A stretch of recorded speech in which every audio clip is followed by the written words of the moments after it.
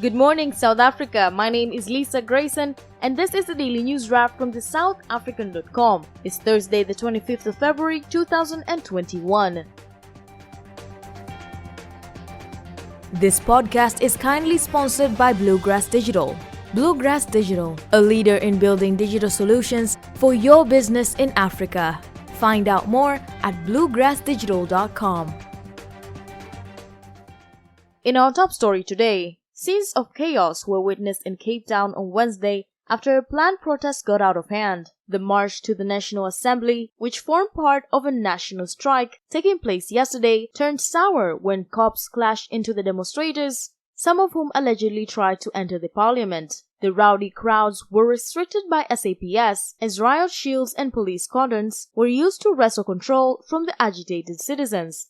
Moving past that, tax hike could strike South Africa as Finance Minister Tito Mboweni delivered the 2021 budget speech to MPs and President Cyril Ramaphosa on Wednesday the 24th. The minister announced several measures that National Treasury and the South African Revenue Services have determined will most productively elevate the country from economic turmoil. Among the features of the economic strategy was an increase in the personal income tax, as well as excise duty hikes for the alcohol and tobacco industry, as well as increasing the national fuel levy. Meanwhile, patience is a virtue and South Africans will need plenty while waiting for the vaccines. With the Johnson & Johnson doses now online and more Pfizer shots on their way next month, the mass inoculation drive is building up some momentum. However, Mzansi remains well behind dozens of other countries that are jabbing their way out of freedom. In your sports today, the defending CAF Champions League winners suffered their first defeat of the Continental campaign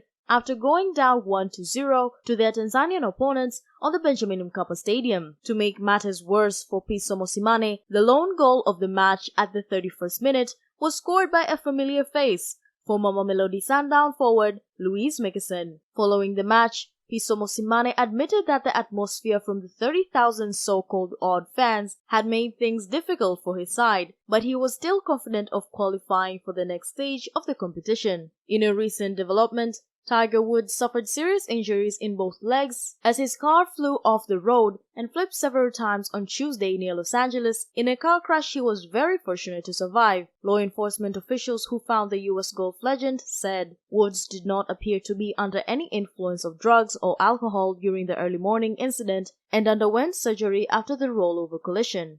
In your weather today, the South African Weather Services has confirmed that a majority of provinces, including the densely populated regions of Gauteng, will feel the impact of destructive rainfall and possibly localized floods over the next 24 hours. More on that, as Bloemfontein is a hot 28 degrees, Cape Town comes at a cloudy 24, Pretoria remains at 23, and Johannesburg is a rainy 21 degrees.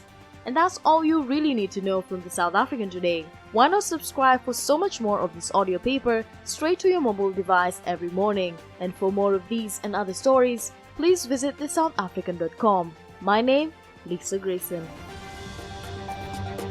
This podcast is kindly sponsored by Bluegrass Digital.